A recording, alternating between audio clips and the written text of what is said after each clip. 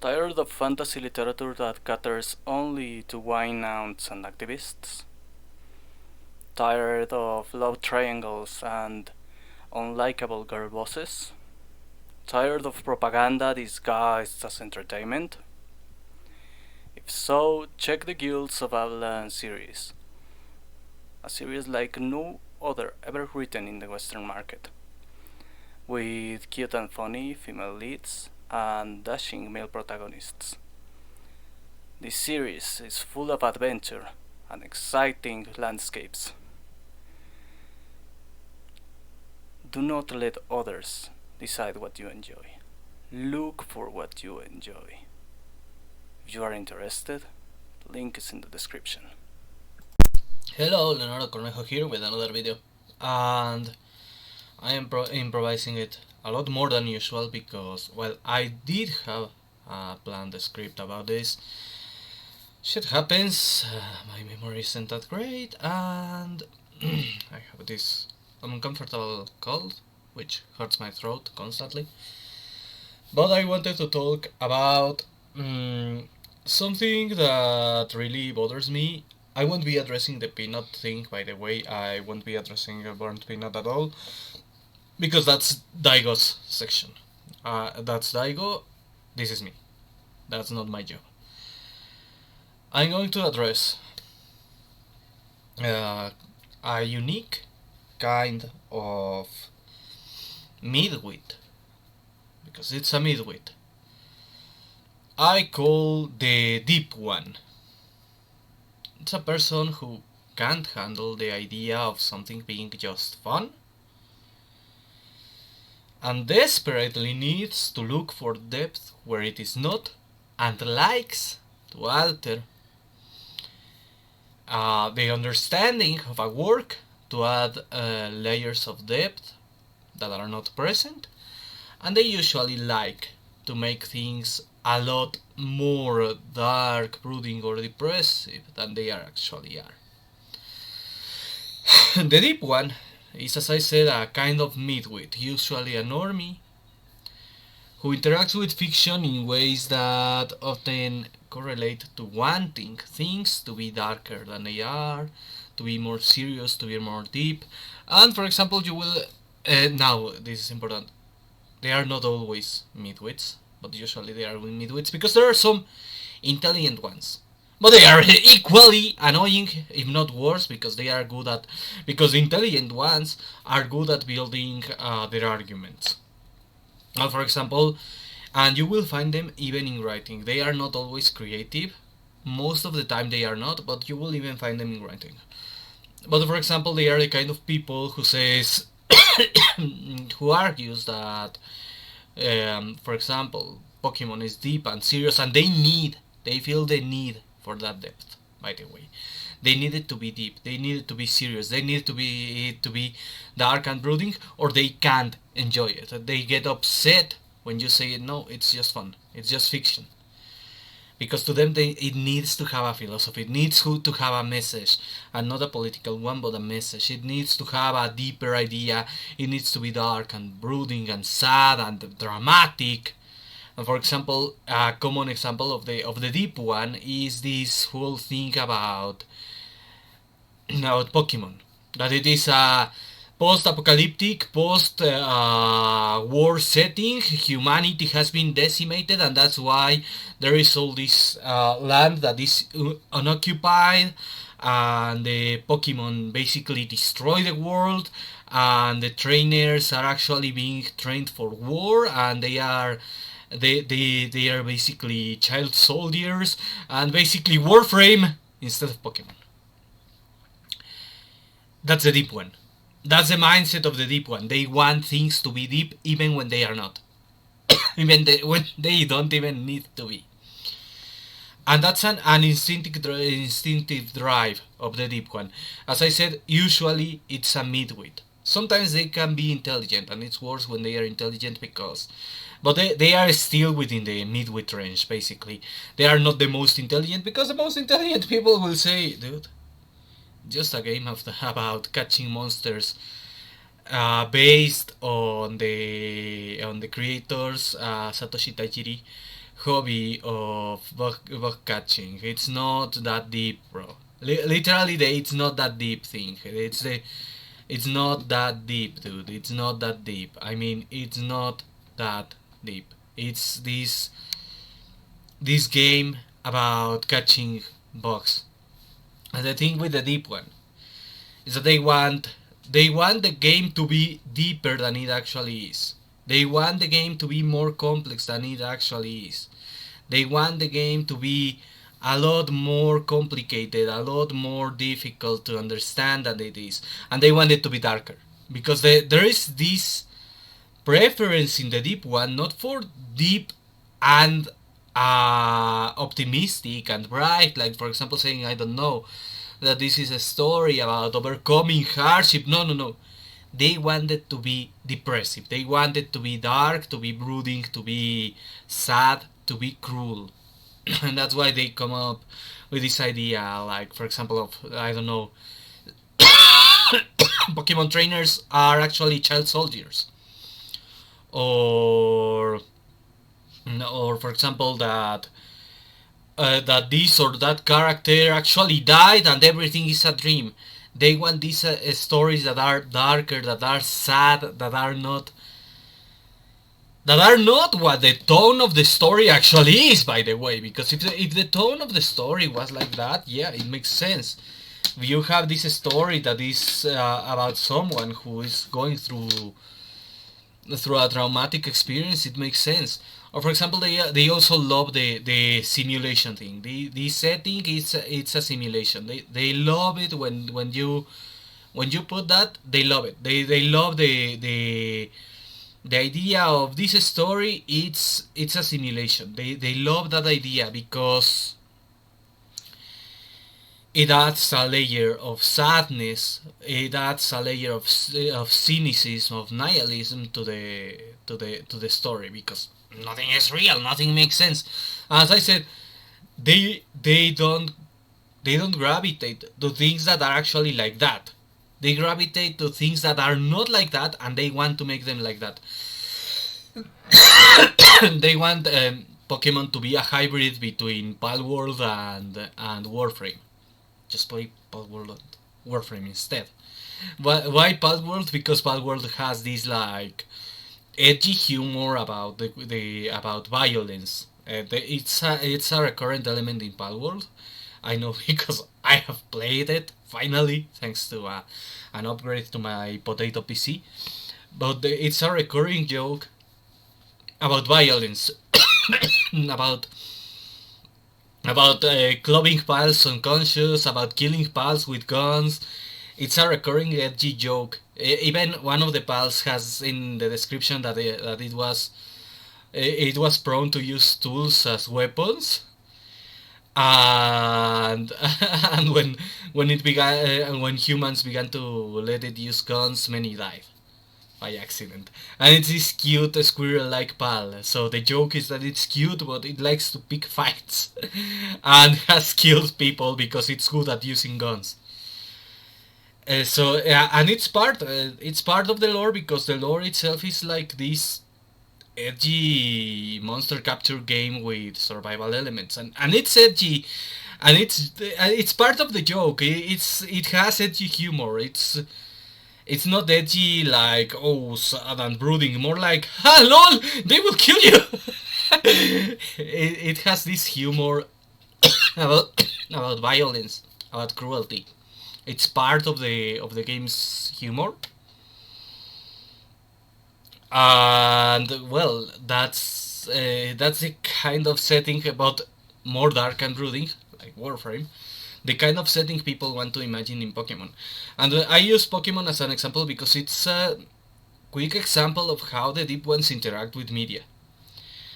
And because I have seen many examples with Pokemon, in particular theories, for example, like, I don't know, the Pokeballs torture the Pokemon into submission, they kill the Pokemon by turning it into a ray of light, things like that, when it's actually like, dude, it's just game magic. That's it. There is no more depth to it. In fact,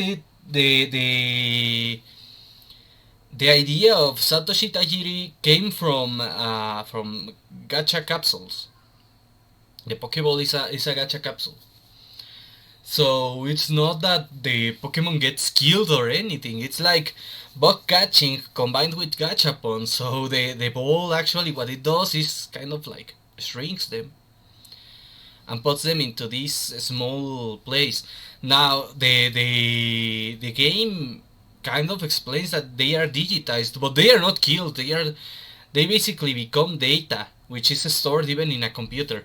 They become data, and this data basically has the conscience and the living thing and all, and it's not replicable, and it's more complex than, for example, Star Trek's Replicator, but at the same time more fantasy based. It's not hard science.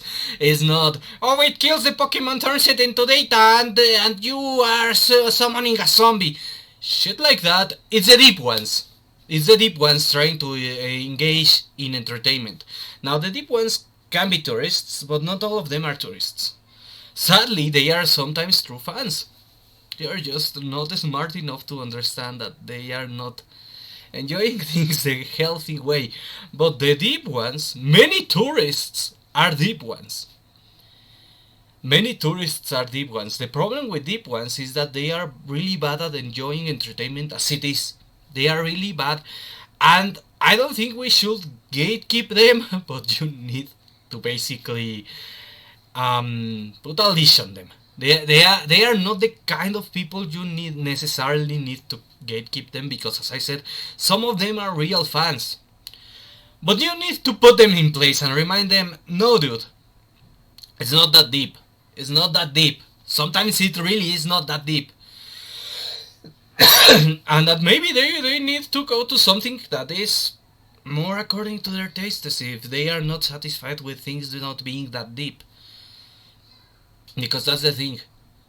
They gravitate to things that are not necessarily that deep and expect them to be that deep and interpret them as that deep when it is not. Pokemon is my favorite example because I was a Pokemon fan. In Nintendo's current state, I am not. But the thing with the deep ones is that they are prone to make really stupid theories, and even to make shit up, and when they are tourists they are really harmful. Another example of the deep ones, and this one is with tourists trying to hijack, is the Samus Aran is a trans woman theory. And there is also another example of deep ones with Metroid, but that one is really harmful. That one is a tourist. They want to change the hobby according to their theory, which makes no fucking sense, but it's made up by them, and it adds depth. Another example of the deep ones with theories and Metroid is the vast majority of people who hate Metroid Other M because they interpret Samus differently. They interpret her as dark, brooding, and sad, and like kinda like Bruce Wayne, but it's a space bounty hunter. When the comics, the manga, the games don't really present that. She doesn't talk not because she's unable to, but because she's in situations where talking there is not many people to talk with.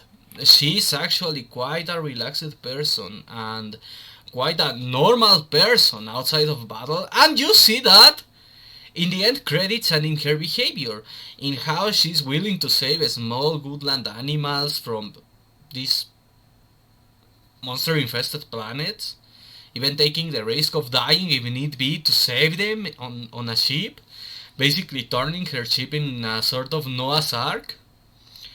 She makes the effort of saving lives, even though maybe that's not the best idea, because she's actually a sentimental person. All these arguments of, oh, but she shouldn't be shocked by seeing Ridley alive again. She should. She should for a reason.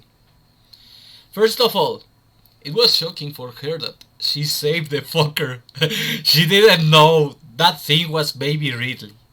That it was a child clone of Ridley. And the second reason to be quite shocked of seeing Ridley again is that she killed it many times, and the ones who were reviving Ridley were the space pirates. But this time the ones reviving Ridley are actually the Federation, who are supposed to be on her side. Basically, it's not that she's having a PTSD attack because Ridley scares her because of her childhood. No, it's like, dude, she's having a PTSD attack because the ones who revived it this time betrayed her, and because she thought that cute fluffy creature was harmless, and she basically saved the life of her worst enemy, who has a personal vendetta against her and remembers things genetically. So basically she's like, oh shit, oh shit, oh shit, oh shit. She's not shocked because, oh, I'm traumatized because he's back even though I am used to kill him over and over again. It's like, you fuckers should be dead! And I can't believe I saved you! I can't believe those fuckers saved you, and they knew it was you! I didn't know, but they knew! In general, Metroid Other M portrays the shock of being betrayed by the Federation, which chronologically, she wasn't used to. And basically everything in Metroid Other M is the Federation stabbing Samus in the back. She didn't trust the Federation at that point that much, but she basically didn't expect them to fall so low. Basically, a new low for the Federation. Congratulations, motherfuckers. You are assholes. So it makes sense. People say it makes no sense because she's supposed to be serious and rooting, she's not. And the reason we don't see her that shocked when Ridley returns, cloned again, in Metroid Fusion is because basically now she's no longer surprised by that disappointment. Because remember, Metroid Fusion takes place after Metroid Other M. Basically, all the emotions she shows in Metroid Other M, she doesn't show them in Fusion because she's too tired of that shit. She's too tired to be shocked. And she actually feels fear of something else in Metroid Fusion, and people seem to don't remember. She feels fear of that copy of her made by the ex-parasite. So she actually can feel fear, and we see her also terrified, fearing for her life in Metroid Dread multiple times against bosses, against these alien. Well, I don't think they are aliens. I think they were this. I think they were actually made by the Federation. These security machines which constantly try to kill her, and you have actually quick time events with the machines killing her, or almost killing her, against this. And this one was an alien. This Choso betrayer who actually tries to kill her too. We see her panic. We see her feeling fear. She's not this fearless, perfect killing machine. She's a human being who is capable of feeling fear, but also of overcoming that fear to survive. She's a warrior, not a heartless machine. But my point is, she can be afraid, and justifiably so, by all these things. And what matters is that she overcomes the fear. And people are like, oh no, Samus should be cold and fearless. No, that's not what you see in the games. What you see is someone who is too busy surviving, and that's why she isn't shown panicking. But if she loses, she's going to panic, and she has been shown panicking in later games because of that. You don't get the opportunity to see her scared face because you don't really see her face that much below the armor in those platformer or pixelated games. And because she doesn't really even have someone to talk to. She can be deeply traumatized on her way out of Sebes, but she doesn't have anyone to talk to on her way out. In fact, I will say her mental state is probably much worse before Other M because she doesn't have anyone to talk to. You don't see her talking because who is she going to talk? The Etecons, I think they are named, these small animals. the things she's fighting, the aliens, modern brain. There is not anyone to talk to. The Metroid baby, which doesn't talk beyond emitting cute chirps, and which actually she develops emotional attachment to, which is also why everything is a lot more traumatic after that thing dies. It's not that she's devoid of emotions. It's that she really doesn't talk. She doesn't have anyone, anyone to talk to. But the deep ones, and people who have misinterpreted things thanks to the deep ones, because yes, not everyone who has these weird interpretations is a deep one, but unfortunately deep ones have this pernicious trait of being very convincing despite being midwits or slightly intelligent people, because yes, they have the ability to make arguments. They are not stupid. They are midwits for a reason. Midwits are not stupid. Some can actually be on the smart end, but midwits are very capable of giving convincing arguments for their stupid ideas, thanks to the fact that they are not stupid themselves. They are midwits. And that's the thing. People get convinced by the deep ones of interpreting things the wrong way. Now, I'll take a small break because this camera, when it overheats, it dies. And unlike my processor, which is actually good now, this camera isn't good. And it dies when it overheats. So, let's take a small pause. Back to what I was saying. The deep ones are very good at being convincing. Are good at making convincing arguments. That's the worst part of the deep ones. And they can actually influence smart people. They can actually influence fans. They can actually influence fandoms. And that's why I as a creator am very averse to them and I don't like to pay attention to them. Another habit of deep ones, for example, and we have examples of this, but I will give one, and it has made me sour to the idea, is when they take fantasy settings and they make them into the past or the future of real life. We have examples. Be patient. Or of settings that are similar to real life, and basically you have these advanced technology ruins because they are futuristic ruins. They are not advanced technology because of don't know, something like the equivalent to Atlantis with all this advanced technology, and basically futuristic, but because they are this lost golden age. No, they are futuristic ruins because it's actually the future of real life or of a real life setting. That's why I avoided that with, for example, with Guilds of Avlaan. I wanted to make it, at first it was going to be like an alternate history Earth, which I changed that to its twin universe, Krinam, which is basically Avlaan's twin universe, which is an alternate history Earth. But I made it more like a futuristic cyberpunk setting, more like cyber prep, because it is not that cyberpunk. You know what I'm talking about. It's not this dystopian setting. It's more like cyber prep, a bit of cyberpunk, similar to, for example, Deus Ex. Deus Ex,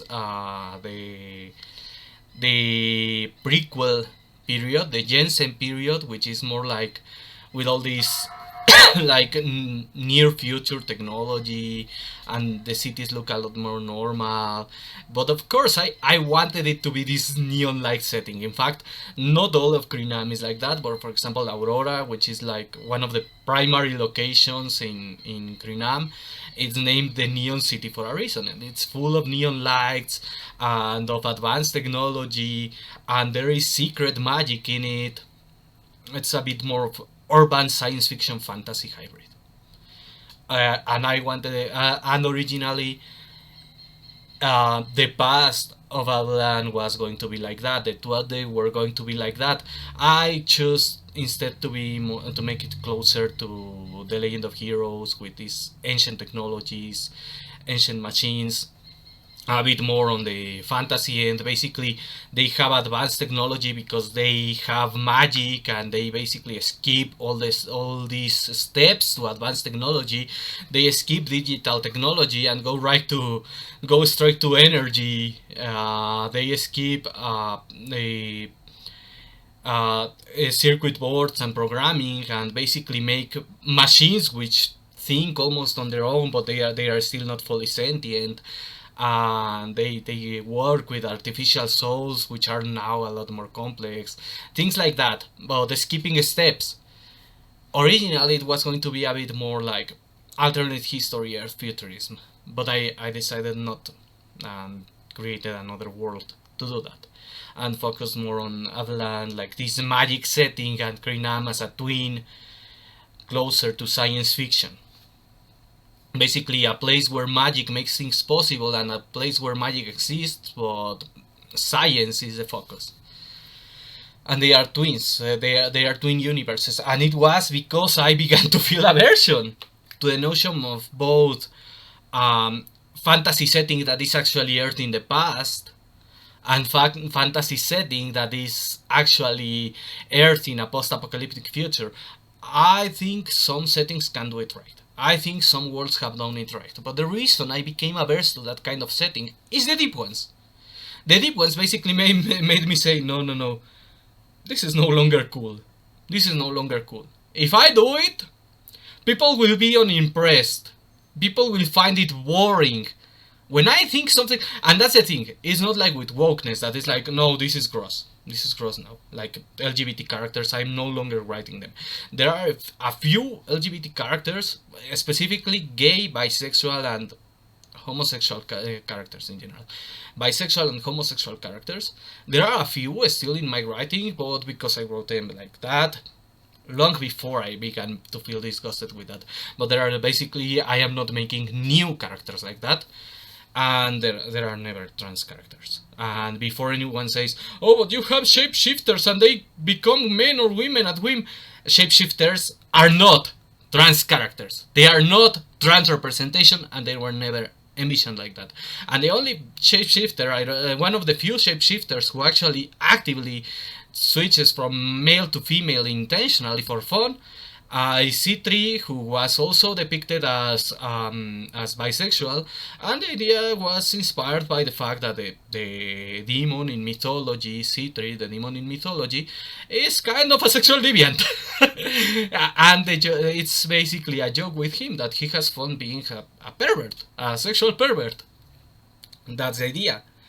Not as in a negative connotation, but more like in a anime and manga gag about sexual perversion. You know, like Muten Roshi, for example, or Hanagata Mitsurugi in Saber Marionette.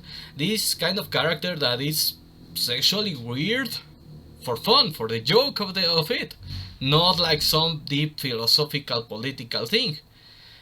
And I am not writing characters like that ever again, except for any other character inspired by similar characters, or C3, which I wanted to make a character that is like a bit of a running gag in the story, but as I said, it is not ideological, it's not political, and other than characters that I envisioned before my official declaration, which happened after the harassment of Amano Pikami, other than characters that I envisioned back then, I am never writing characters like that again, and never writing LGBT characters ever again, in protest, and because they became gross, because people no longer like them, because they became uncool. But with the deep ones, what they do is they make ideas boring by overusing them, because you can have these cool deep ideas, like, as I said, post-apocalyptic surprise, post-apocalyptic setting. But the deep ones make it boring.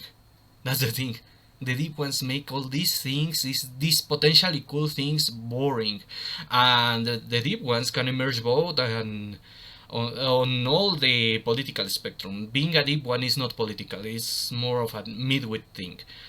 But they are very common on the left, and the most obnoxious ones are on the left. An example, and it's worse when they write. When they write, they are generally on the left, and they are god awful. There is some deep one writing in the right too. There are deep ones on the right too, and many of the people who criticize Metroid Other M on the right and on the left are deep ones. Not all of them. Not all of them. Some of the people who have been convinced by the deep one interpretation of Samus also do it. But the Japanese internet, there is a reason why Metroid Other M was popular in Japan and the West was overall hated, and is that the Japanese interpretation is not the deep one's interpretation of Samus. Not everyone who interpreted Samus the deep one way is a midwit. Not everyone who interpreted Samus that way is a deep one. But the origin is basically deep ones. And localizers. Most localizers are midwits too. Localizers who have created a distorted image of Samus, both in the games, even in Other M. Basically, Other M was harmed by midwits and people who were convinced by midwits. I know it's a controversial thing to say, but after talking to someone who played it in Japanese, and after hearing how Japanese people actually received it better than Westerners, it's evident that it was midwits who created this problem. And by the way, midwits and leftists also created a problem with the Metroid Prime 4. By the way, it's always midwits with these things. And leftists. If it's not midwits, it's leftists who are basically distorting things. And sometimes it's both. Sometimes it's both. And you can see it in Adventure Time and the Steven Universe. Steven Universe and Adventure Time have a midwit, leftist, deep one infestation. An example of that is how this fantasy gag setting about having fun and basically D&D but funny and dumb becomes this deep setting with gods that are destructive cosmic horrors, and it's actually a post-apocalyptic Earth, and surprise, a nuke destroyed the world. All that shit is deep one midwittery. The wokeness is separate. The leftism is separate from it.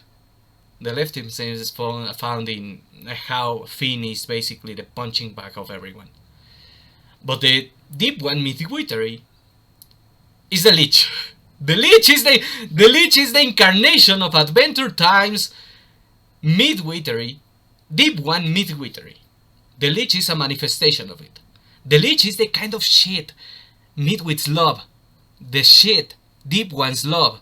And when people start writing, when deep ones, because the deep ones are a subspecies of midwits, when deep ones start writing, and I know I'm talking, and I know many will ask, I should have explained it earlier in the video, but aren't the deep ones these Lovecraftian fish people?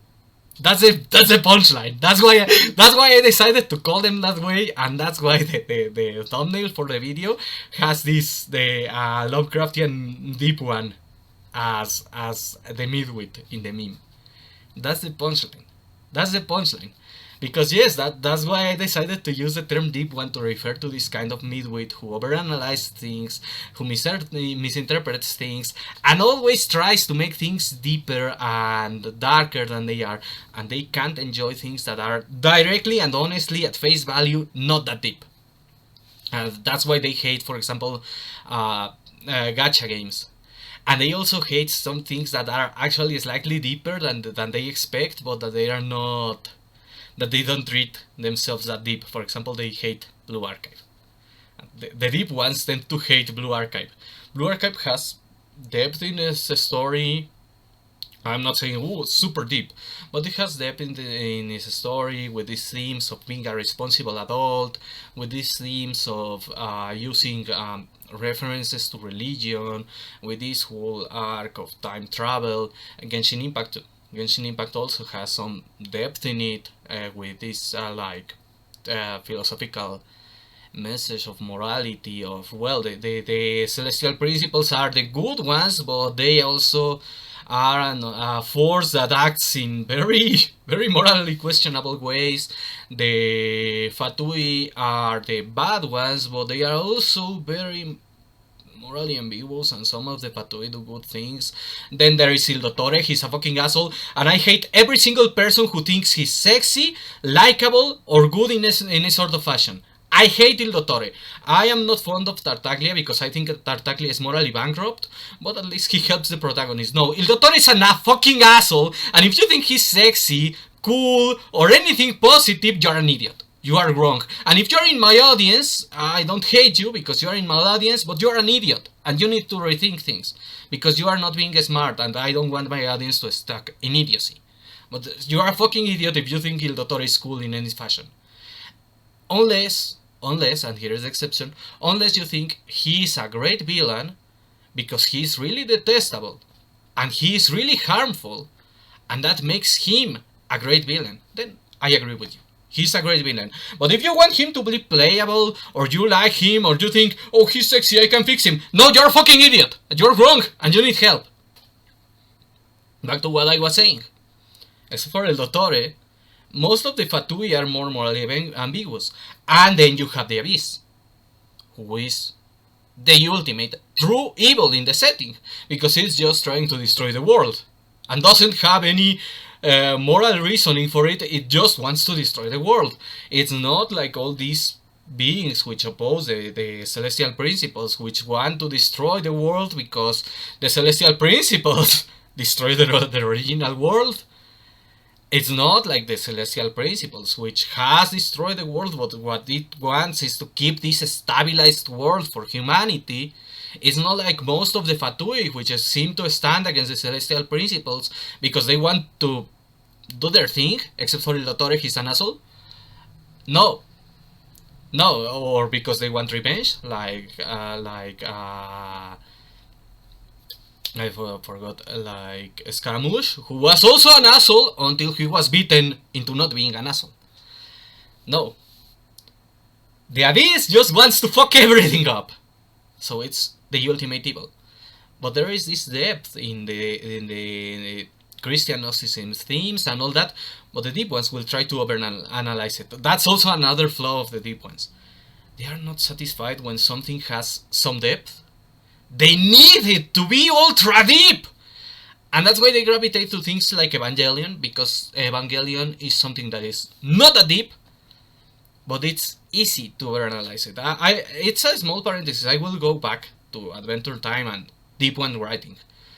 But the thing with Evangelion, for example, is that it is deep. It is deep.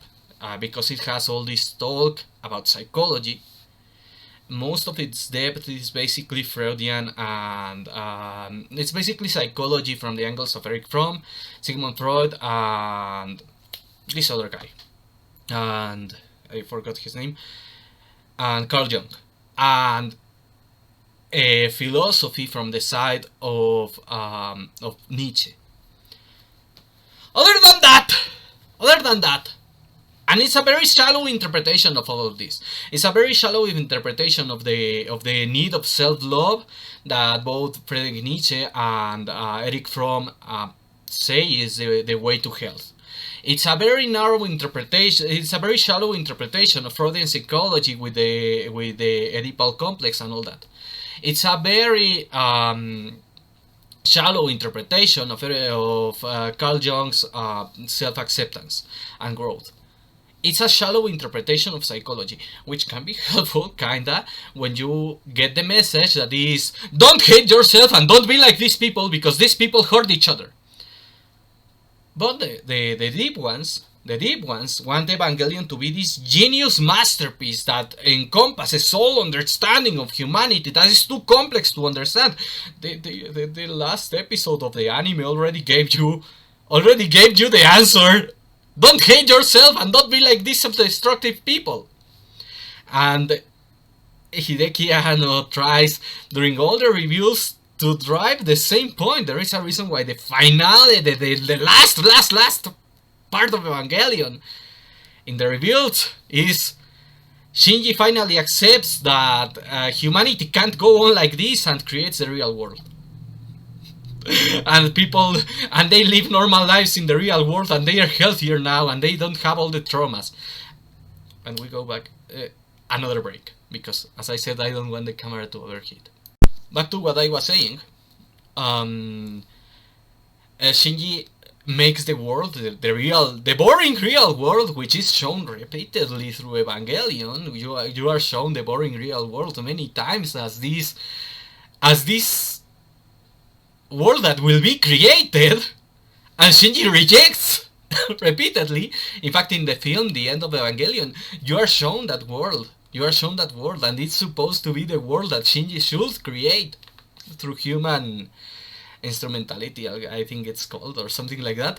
And he rejects it over and over again, and it's basically all the rebuild is Shinji not wanting to create the real world because it's not exactly what he wants.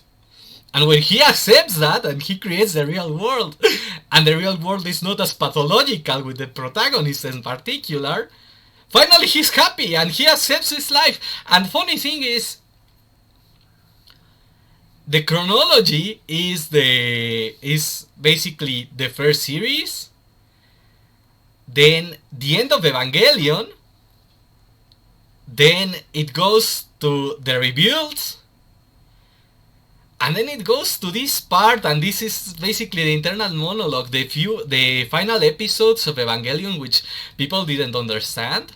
They are basically right before the end of the final part of the rebuild, which is all this, congratulations Shinji! It's basically Shinji learning to accept himself and accept the world as it is, and accepting that the world he's forcing to continue existing sucks. Basically is, don't hate yourself, don't be a pathological asshole, don't be like these people, don't surround yourself with people like this because they are unhappy. Because they have trauma, they have Oedipal complexes, and they have self-hatred, so they can't be happy. And it's basically, as I said, psychology, a shallow understanding of psychology, a shallow understanding of philosophy, of mostly Nietzschean philosophy. And the religious part is where the deep ones gravitate the most to. And they also try to make everything deeper too. That's a thing that deep ones love to do with deep things. There are deep things. I am not saying Evangelion is super shallow, but it's not that deep. It's deep, but it's not that deep. And these guys, what they do when they find something deep, they basically try to dig deeper. When they reach the bottom, it's not that deep, they are not satisfied, and they start digging. And things that are too deep, they get scared by them. Because they can't fathom more depth. But then that's when they start to make even weirder interpretations. The deeper something is, the dumber the deep one gets. Simply put.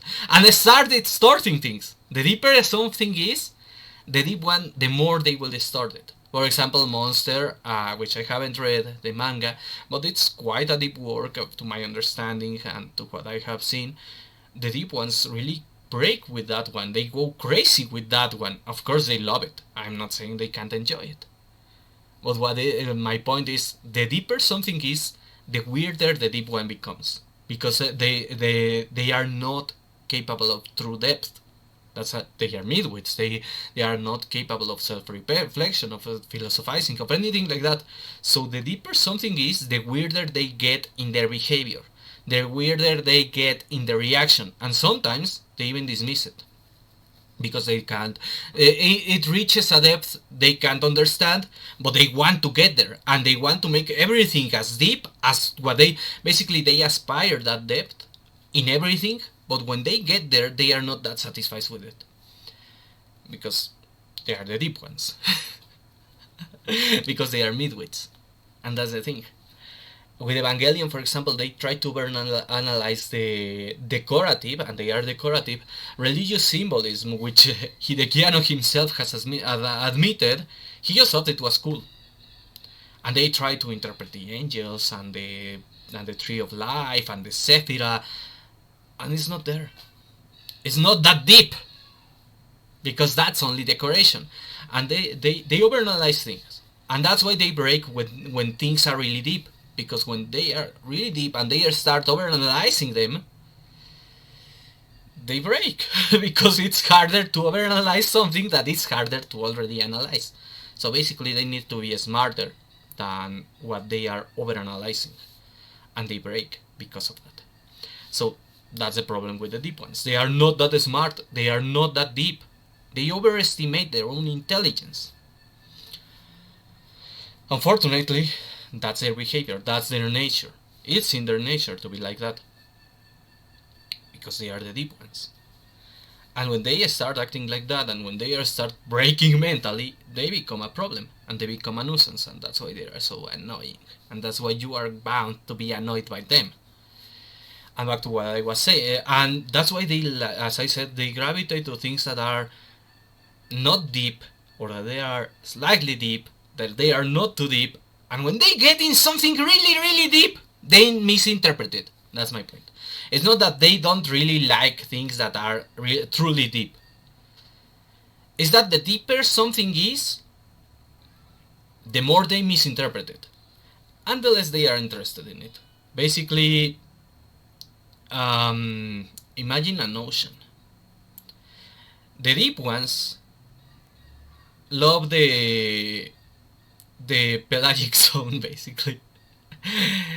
And they basically love the shores that are sandy and parts that are slightly to the shores. They don't get they don't get near the bathypelagic zone.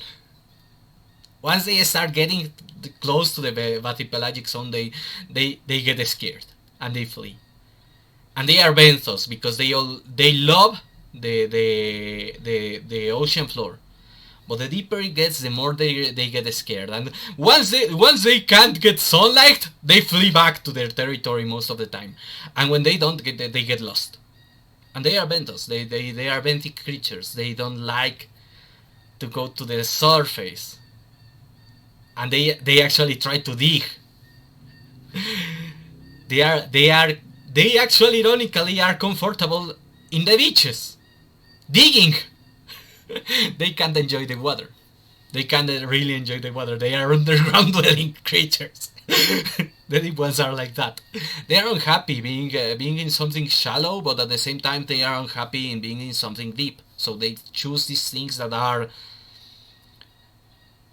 middle ground depth, or even very surface level, like Pokemon, for example, or like Evangelion, which is middle level, and they try to find deeper meaning there when there is not, because they can't stand the surface level enjoyment or the really deep things. They can't tolerate them because one bothers them because it's not deep enough to them, and the other scares them because it's too deep and confuses them.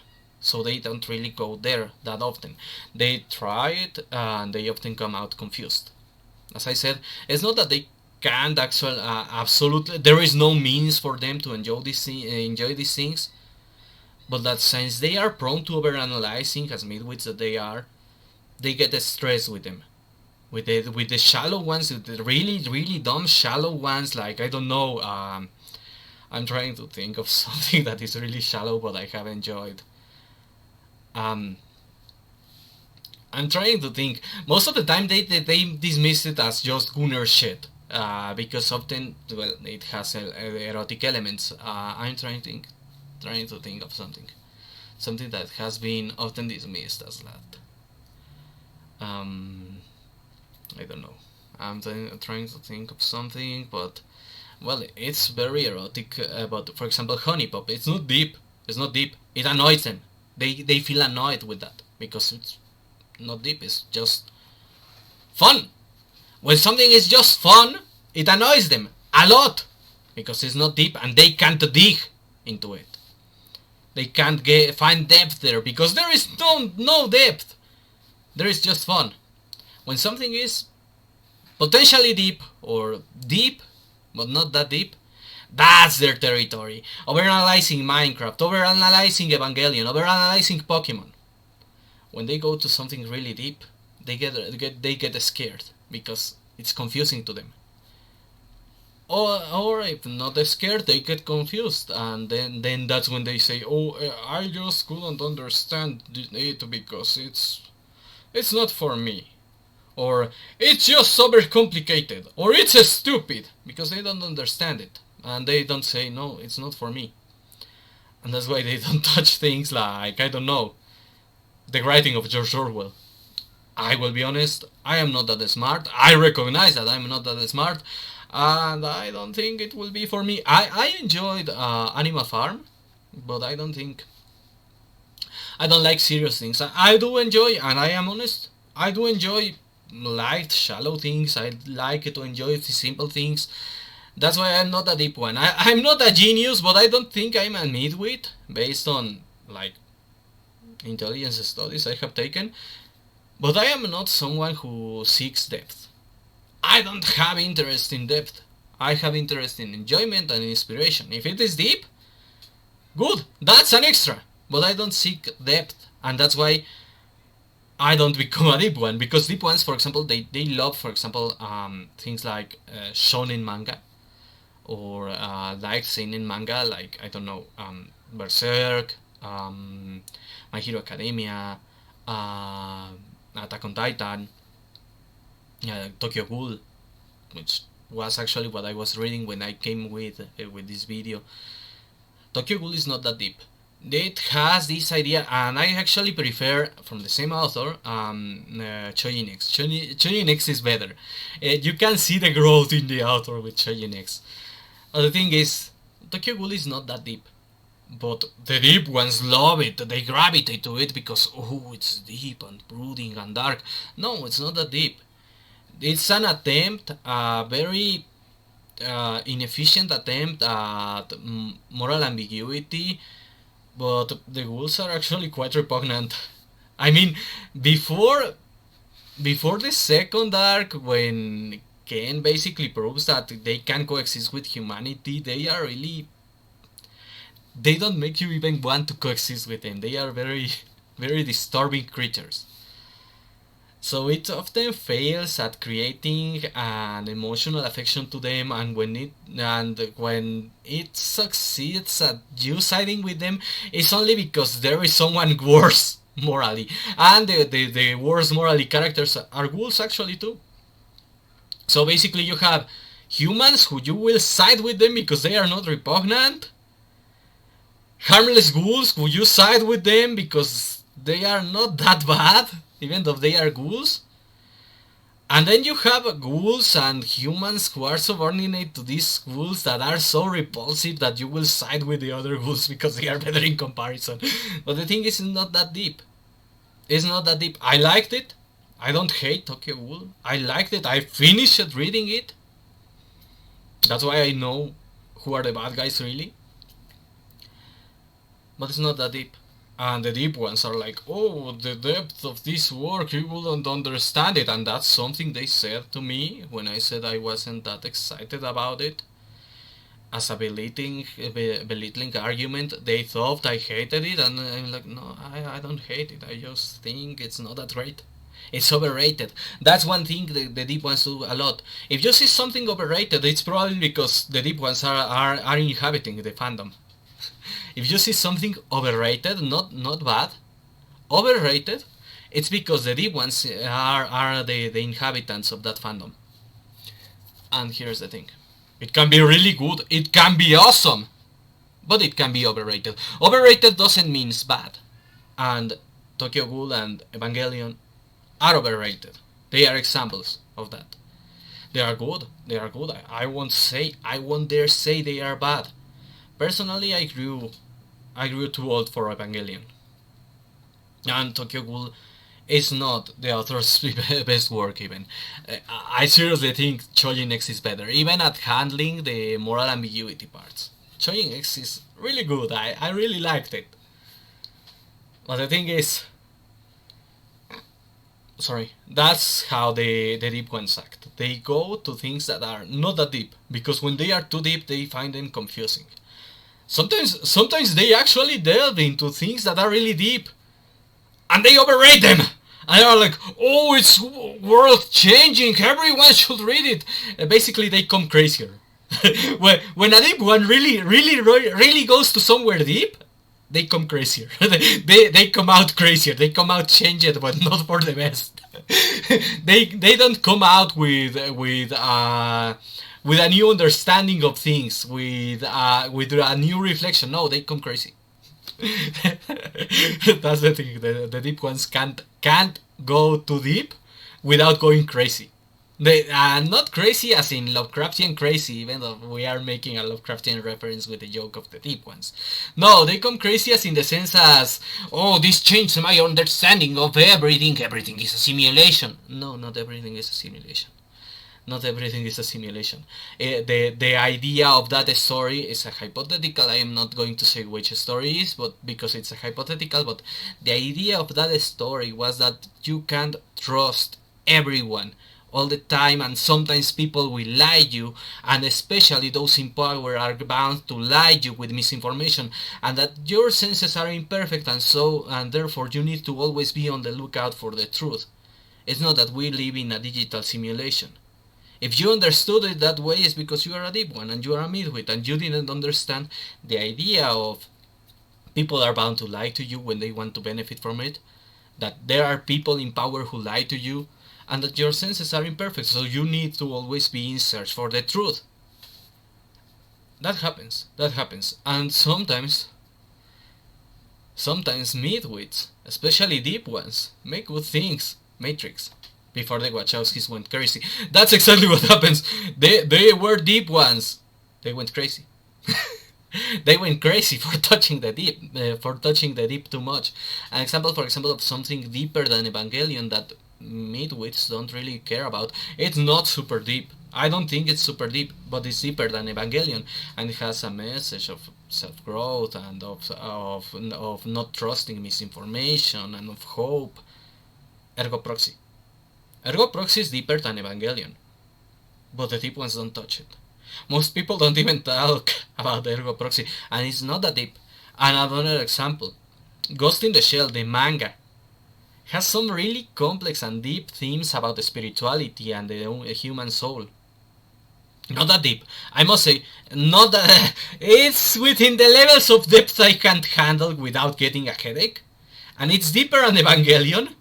It's smarter than Evangelion, but it's not that deep. And I'm talking about the manga.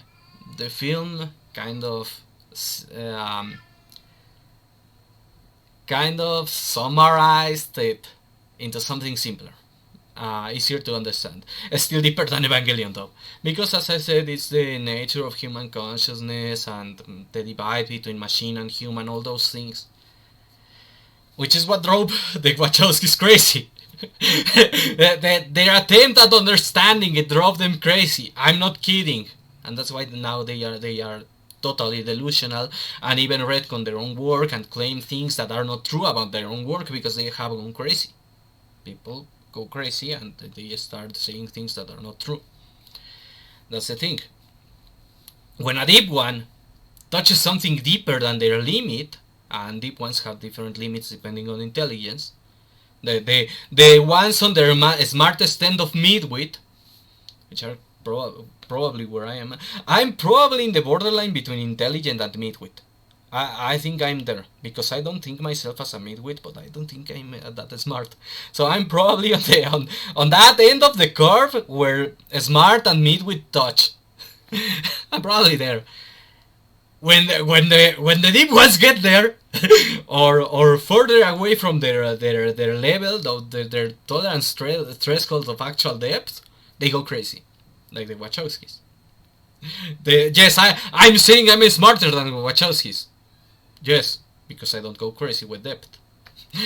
Just because of that, because I don't go crazy with the smart things, I'm smarter than them, because they are crazy. They are fucking crazy now. So they can't be that smart. I'm probably within the same intellect level as, despite hating him and thinking he's a fucking hack, probably within the same level of George R. Martin, or within the same intelligence level. And they are midwits. I will say they are midwits. I'm not saying they are smart people. They are not that smart, at least. probably within the same level of intelligence as James Cameron. I'm not that smart, just smarter than the very average midwit. Just smart enough to not be a midwit in its total level of midwittery, but not a genius, not that smart. My IQ in IQ tests often ranges between 130 was the highest and the lowest 120. So that's where it ranges. I'm not that smart. I'm not a genius. I'm just smarter than the average midwit. So no, I'm not a genius. I am mocking midwits, but I'm not a genius. I'm not that smart. I'm closer to them than I'm probably comfortable admitting. Another break. Because this thing overheats. As I was saying, I'm not that smart. I'm not a genius. But I can endure not going crazy with things that are even smarter than I can understand. That's an important thing. There are things that are not that are smarter than I can understand, and I don't understand them, and I sometimes get bored by them. Sometimes I get disturbed by them, but I don't go crazy like the Wachowskis. So as I said, and I think George R. R. Martin is a midwit, but probably with the same intelligence, close to me intellectually than the Wachowskis. The Wachowskis are the meme of the midwit, the 90 IQ, the crying midwit, which is right that point in the meme. Martin is probably close to me. I think he's a midwit because he didn't understand Tolkien properly, because he interpreted Tolkien wrong. And Cameron, yeah, he's closer to me. I don't like him. I don't agree with his hatred for humanity, which he shows with Avatar. But he's probably intellectually closer to me. We probably could sit at a table and disagree on things without one of us going apeshit. But here's the thing. The midwit is not that smart. The deep one is not that smart because he's a midwit. And that's what I was saying about deep one writing. George Martin is close to deep one writing, but if we really want to talk about deep one writing, as I was saying, Steven Universe, Adventure Time, and Rick and Morty. Adventure Time I already addressed it by basically saying the Lich is the incarnation of deep one writing. It's really not that. It's bad writing that ruins a fun story by trying to make it deeper, by trying to make it darker, brooding, sad, more philosophical, but all wrong.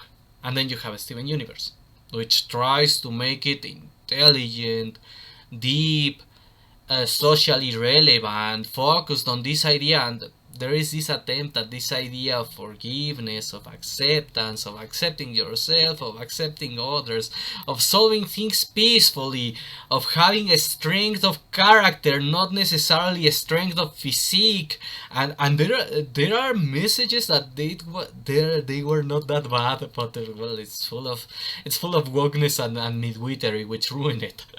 For example, there was this episode where Pearl tries to convince Steven that there was this fusion. I think it was Sujilite, or I don't remember which one of the fusions was, but it's basically a psychopath produced by fusing Amethyst, who is a complete energumen, and Garnet, who is this like serious intelligent strategist, and when you combine them you get a psychopath, and Pearl is trying to convince Steven that that's not the kind of strength he should aspire to, because it's physical strength without the strength of character.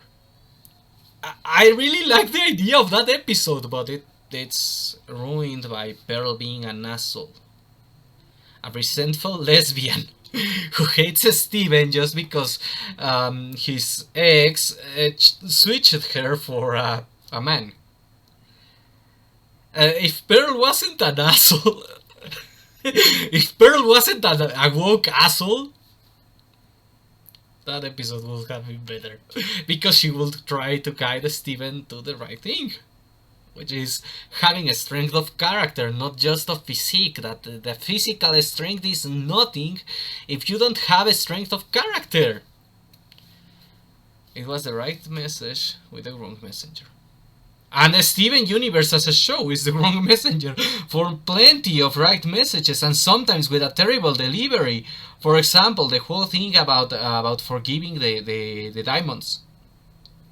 It's another example of deep one writing. The idea of forgiving someone who has wronged you and who probably doesn't understand how fucked up things are, how fucked up that individual is, because that's the thing with the diamonds. They don't realize how wrong they are. They are these nearly omnipotent beings, but they don't realize how fucked up they are, how wrong they are in their actions and in their ways. Basically, they are unaware of how fucked up they are. As I said, they are wholly unaware of how wrong they are. And that wrongness, that unawareness of their own wrongness, makes them do horrible things. That's the important part. The diamonds are unaware of how wrong they are. They are unaware of how evil they are, of how because they are not evil morally. They are not evil as in intentional evil. That I wouldn't even say evil. They are morally wrong. They are morally wrong. They are immoral in their actions, but they don't realize, because they don't even acknowledge humans as sapient beings. They see them as animals. So they are completely unaware, blissfully unaware of how wrong they are in their actions. And the problem is a combination of inconsistent writing and midwittery, as I said. Because the things they do are actually so fucking violent and unforgivable that even if they didn't know how wrong they are, you can't just forgive them. You need to punish them too. But there is also the part where where the writers didn't come to an agreement on how to write them, and basically Rebecca Sugar wants to write them as these flawed, misunderstood leaders. And the rest of the staff is basically writing a space Hitler. Well, Hitler was probably a space Stalin, because Hitler was less bad than Stalin, and Stalin was a complete psychopath. Even to communist standards, to the point that Trotsky and him couldn't look at each other eye to eye. Basically, space Stalin. And I say Hitler at least cared for his people. Stalin did not, and that's the thing. Rebecca Sugar wanted to write these misunderstood, flawed leaders, and the rest of the cast wanted to write the space Stalin. And that's the problem with the diamonds, and with Steven basically convincing everyone of forgiving them, because as the meme goes, he goes with Hitler and he's like, come on, forgive him, he just didn't understood, he was wrong. That's the problem. Sometimes, even if you didn't understand, you are fucked up, and you are doing fucked up things and must be stopped at all costs. That's the problem with the attempt at moral grayness with the midwits and the woke. Yeah, no matter how moral gray you are, sometimes you need to be stopped because you are fucking evil. You are doing evil things even if you are not evil on the inside. Even if you are not spiritually evil, you are doing evil things and must be stopped. But the deep ones are bad at writing that, and especially if they are woke, because wokes don't really have a sense of morality as we do. Their sense of morality is wrongly developed. Not undeveloped, wrongly developed. It's warped. And the deep ones are bound to get warped by anything intellectual, so they go crazy. As I said, the Wachowskis. Rebecca Sugar herself, I would say, is not just woke, but a deep one. So even if well-meaning, they have fucked up ideas. And then you have Rick and Morty, which is the biggest example of midwittery I could ever find. And the creator, because Rebecca Sugar and the Wachowskis, you might find something redeemable in them, but The creator of Rick and Morty, I forgot his name. Fuck it. Shit, I can't remember him. I forgot his name. Ah, uh, Dan Harmon. Dan Harmon. I remember it by thinking harmful. Dan harmful. My brain remembered it by saying it was something with H. Harmful. Dan harmful. Dan Harmon. Thank you. The mnemonic is very accurate because he's harmful. That's where that's the punchline of explaining my mnemonic process of remembering his name. Dan Harmon,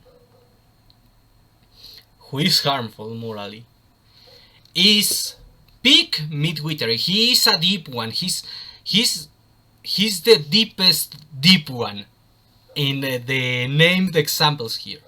Why? Because he's a midwit. A very crazy midwit and a very malevolent midwit who tried to delve into philosophy and came out crazy and evil. An example of that is the fact that he finds child rape funny. I don't think he's, unlike many other people, I don't think he's a pedophile. I think he's insane. I think he's a midwit and he went crazy.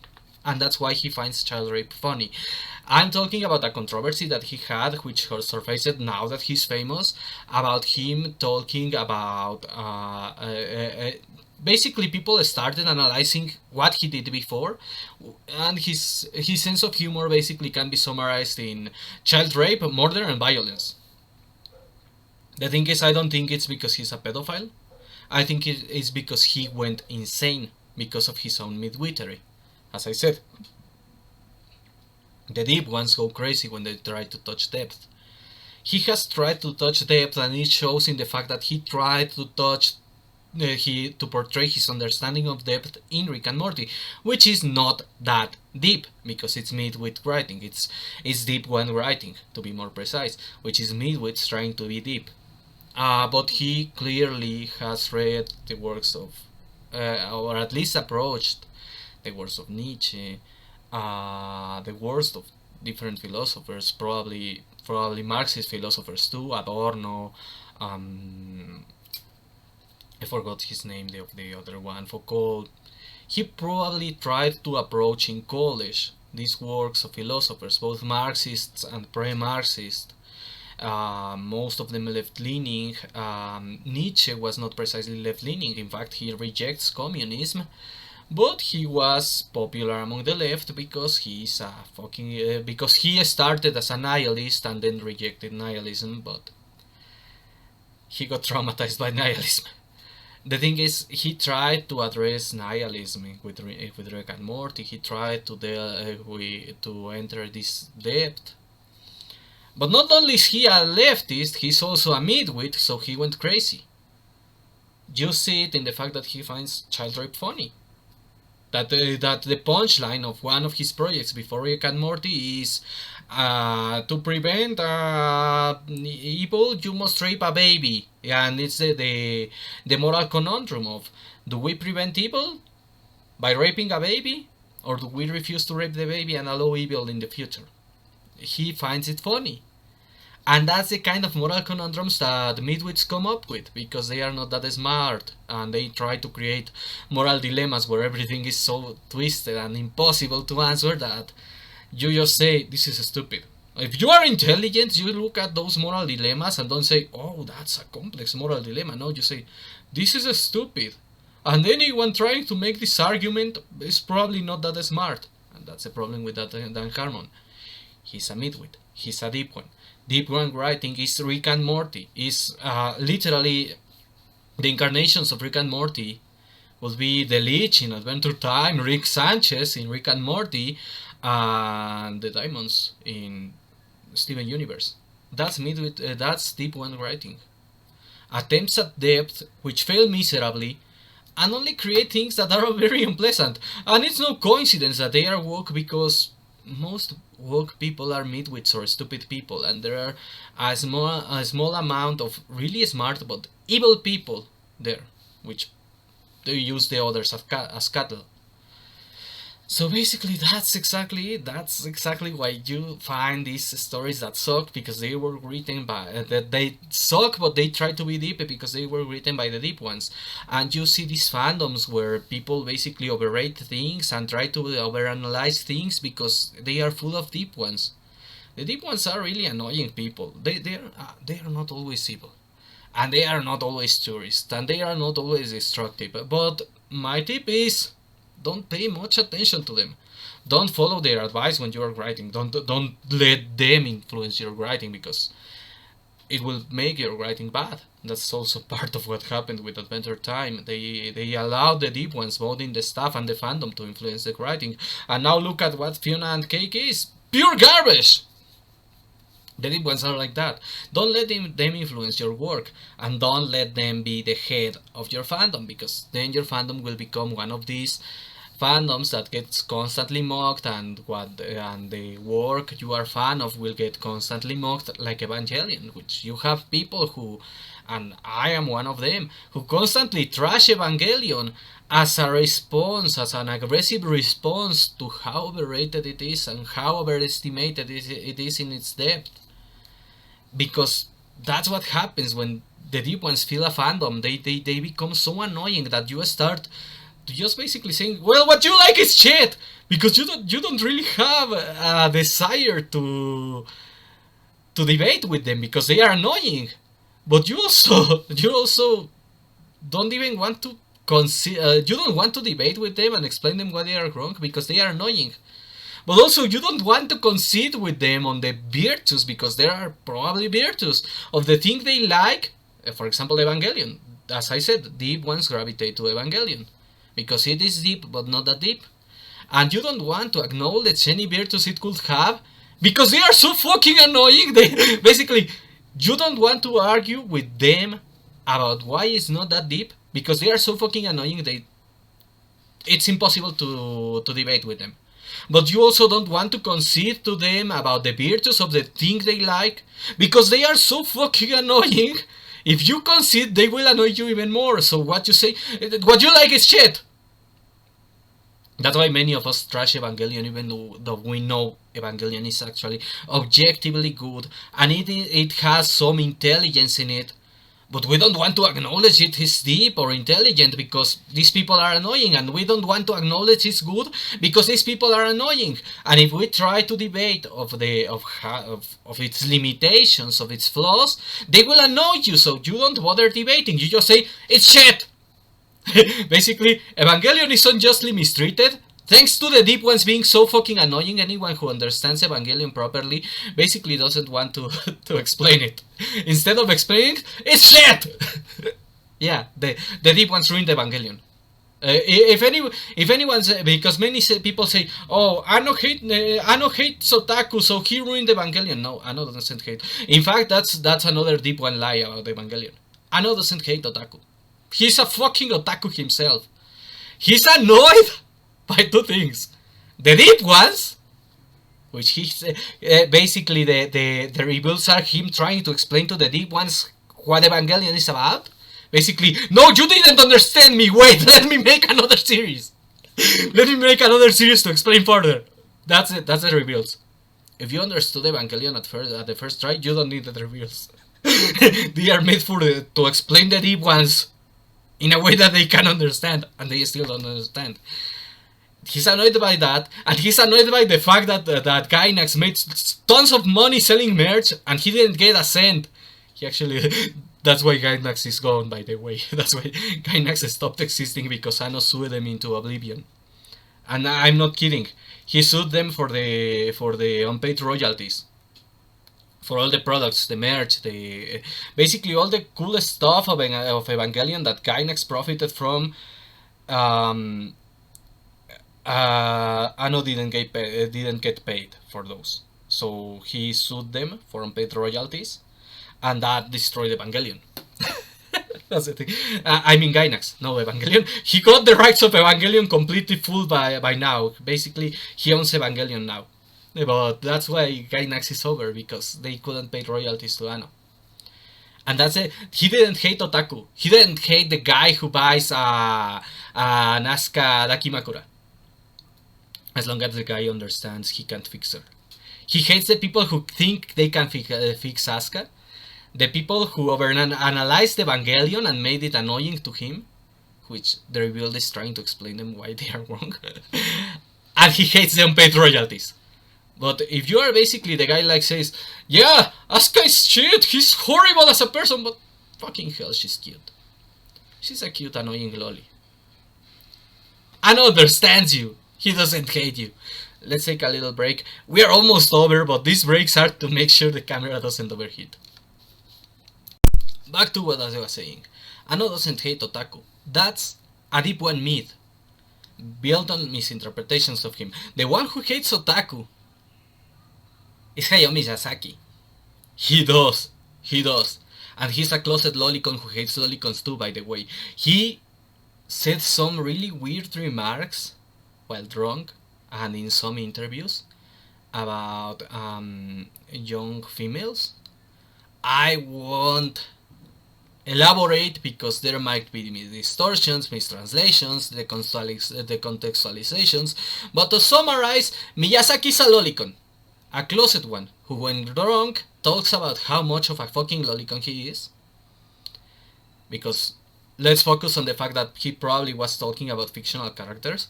He basically finds Chihiro sexually attractive, but he's in the closet about it. So he constantly complains about the sexualization of his own characters, because he's a closet lolicon, who hates other lolicons, who hates otaku, because he's a closet otaku. I hate Hayao Miyazaki, in case you didn't notice! And I hate him because he's annoying, not because of some deeper thing. He's annoying. His politics aside, because I do love most of his politics, I do think his politics are repugnant. His politics aside, I find him annoying. Simple as. No need to elaborate, no need to philosophize. He's annoying. He annoys me. And since I find him annoying, I don't like him. There is no more depth. There is no, oh, I hate him because he hurt my pee-pee by calling me a filthy lolicon and I can't goon anymore. No. He's annoying. And that's why I don't like him. But the thing is, everything they say about Hideki Anno, that's Miyazaki. Back to the point. But there is this myth created by deep ones who intentionally misinterpreted Hideki Anno that he hates otaku and that he's trying to tell you you need to let go of your waifu is shit. No, he's like, if you know she's wrong, broken, and you can't fix her, good for you. Buy another Daki. If you acknowledge the reality of how awful Asuka is actually, yeah, she's cute. Buy another Daki. He doesn't hate otaku. He hates the deep ones. basically, he doesn't hate otaku. He hates the deep ones, and he doesn't really hate them because they are profitable. And Hideki Anno is actually more reasonable than you think. He just finds you deeply annoying if you are a deep one, and so do I, even if you are part of my audience. And yeah, I know there is a possibility that people in my audience might be deep ones because not everyone is that smart. And I don't hate, even though I have described them in a very negative light, as negative as the angle that is reaching me right now. I had to make the joke. Even though I describe them in a very negative light, in a very unpleasant light, I don't hate the deep ones. I pity them because I know they can't be better, and I find them extremely annoying. But I don't hate them because I know some of them can be actually good people. When they are not woke, many of the deep ones can actually be very good people. They are just very annoying people too. And some of them might even be my friends or my audience, and I might be affectionate to them. But if you as part of my audience ever have been told, stop it, you are annoying me, probably that's how I feel about any deep ones in my audience. I don't hate you. I actually value you as you are still valuable part of my audience. You just annoy me sometimes, and I need a lot of patience when talking to you personally. And that happens. That happens. I actually have to endure some when, in fact, when you like someone who is not as smart as you, sometimes you feel your patience tested, and all you can say is, "I love you, but you are being very annoying, man." And that's the thing. I don't hate the deep ones. I just don't take into account their opinions when writing. Their creative feedback is horrible. That's the thing. Their creative feedback is horrible. It's harmful. You must avoid their creative feedback. Even not pay attention to their theories. There is a reason why I don't really like theories that much. I liked, and it's important. I like the theory channel. You know, the theorists, Mad Pat's channels. Mostly when Bad Pat was there! Because honestly, the theories have deteriorated in quality ever since he left. And even he had some moments of deep one. He had some really good theories, but every now and then he came up with a deep one theory that was like, Matt, you can do better than that. Talk about mathematics! Talk about the lolly won't distract you from mathematics even though she's hot. I really miss him. He was a lolicon. Or at least not as hostile to lolicon since he talked about lolly. So, I really missed him. I wished he would do the math on Ruwa's age. I really intentionally left clues of Ruwa's age obscured and all, because I decided to obscure her age for reasons, but I left clues behind for him to do the math and talk about it someday. And that day will never come now that he's gone. And now that pretty much the everyone else left is less intelligent than him. But the thing is, even he whose work I liked. And yes, it's nothing wrong with liking the work of a deep one. He had his deep one moments. As I said, deep ones are not evil people. They can actually make good things sometimes. They are just not very good writers, and when they try to go too deep, they fuck things up. They are not very good writers, and they are terrible feedback for your writing, and they come up with terrible ideas, and they can be. That's the thing. Deep ones are not evil. They are extreme. Unlike the Lovecraftian analogy they get their namesake from. They are not evil. They are just deeply annoying. They are just extremely annoying. And that's the core of this video. After making all this analysis, that's the core, that's the punchline. I don't hate the deep ones. They are just very annoying. And they are bound to be in your fandom, and they are bound to be in your hobby. And as long as they are not tourists, just make sure they don't take cover. They don't take control of the fandom, because the fandom will be very annoying. And have patience with them, because they are very annoying, but they are not necessarily evil. If they are woke or if they are tourists, yes, they are evil, but that's a separate. Basically, there are midwits. Some midwits are the deep ones, and funny enough, deep ones tend to be among the smartest midwits, because they get creative with their weird stupid theories, and sometimes they can even get creative enough to write something themselves. So yeah, deep ones are actually among the smart midwits. But they are midwits. They are midwits, but they are not necessarily evil. Just very annoying. Now, when they are also woke, and when they are also whatever else that makes them evil, yes, they are evil. But when they are also tourists, when they are also woke, when they are also these Tradcon Puritans, like John de la Rose, for example, he's not a Tradcon Puritan. He pretends to be one, but the kind of person he's pretending to be, yeah, when they are also that, yes, they are evil. But no, deep ones are not by default evil. They are just by default annoying. That's the problem with the deep ones. It's not that they are evil. They are just by default annoying. Very, very annoying. They are very annoying people. They are very annoying midwits who are on the intelligent end of midwittery. So they are very annoying.